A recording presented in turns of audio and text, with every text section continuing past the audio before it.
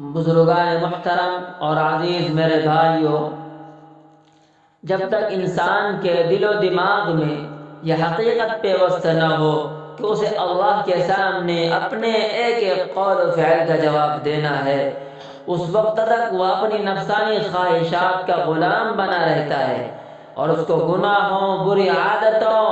اور فاسد اخلاق سے نجات نصیب نہیں ہوتی۔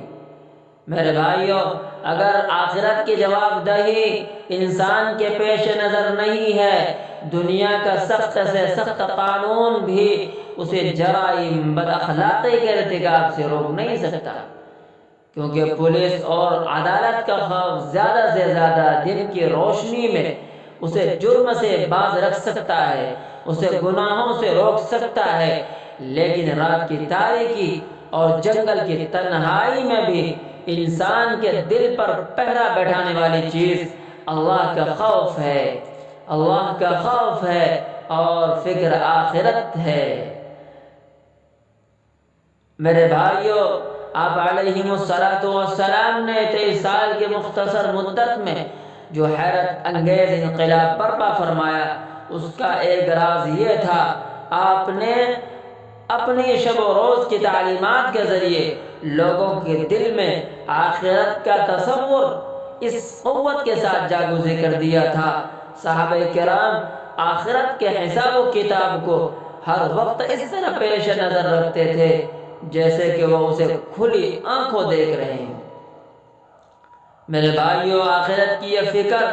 ان سے ایسے مشکل کام بآسانی کرا لیتی تھی جو سال ہر سال کی تعلیم و تربیت کے بعد بھی انجام دینے مشکل معلوم ہوتے ہیں۔ میرے بھائیوں، مثلا آپ ایک شراب نوشی کی عادت ہی کو دیکھ لیجیے۔ آج دنیا کے بیشتر مذہب اس بات پر متفق ہے کہ شراب نوشی ایک بری عادت ہے جو انسان کی صحت کو بھی تباہ کرتی ہے اور اخلاق کو بھی تباہ کر رہی ہے۔ آج قانون بنایا جا رہا ہے، پولیس نگرانی کر رہی ہے کہ شراب کو ختم کیا جائے، قانون بنایا جا رہا ہے کہ شراب کو ختم کیا جائے، لیکن شراب نوشی کی جو تعداد ہے وہ روز بروز بڑھتے ہی چلے جا رہے ہیں۔ اس کے برعکس عرب کے اس معاشرے کا تصور کیجئے جس میں سرکار دو عالم صلی اللہ علیہ وسلم کو مبعوث فرمایا گیا۔ زمانہ جاہلیت اور اسلام کے ابتدائی دور تک عربوں کا حال یہ تھا، گھر گھر میں شراب پانی کی طرح پی جاتی تھی اور شراب نوشی ان کے نزدیک عیب تو کیا ہوتی، اسے فخر و ناز سمجھا جاتا تھا۔ لیکن جب قرآن کریم نے حرمت کا اعلان فرمایا تو اس قوم نے اس محبوب ترین مشروب کو اس طرح چھوڑ دیا کہ تاریخ میں اس کی مثال ملنی مشکل ہے۔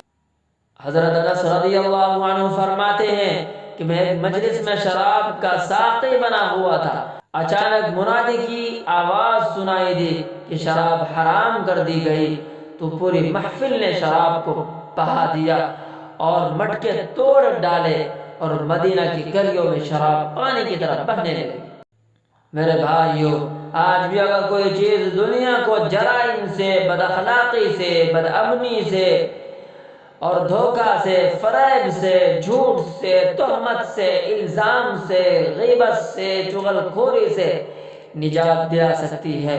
تو وہ صرف اور صرف اللہ کا خوف، فکر آخرت اور جزا سزا کی تیاری کا دھیان ہے۔ لیکن اس کے لیے ان عقائد کا محض زبانی اقرار کافی نہیں ہے، بلکہ ان کو ہر وقت مستحضر رکھنے کی ضرورت ہے، جس کا طریقہ یہ ہے کہ اپنی زندگی کے کچھ اوقات اور کچھ وقت نکال کر ہم اپنے موت کو یاد کریں، قبر کو، جنت کو، دوزخ کو یاد کریں، کیونکہ آپ علیہ السلام نے ارشاد فرمایا، لذتوں کو ختم کرنے والی چیز یعنی موت کو کثرت سے یاد رکھا کرو۔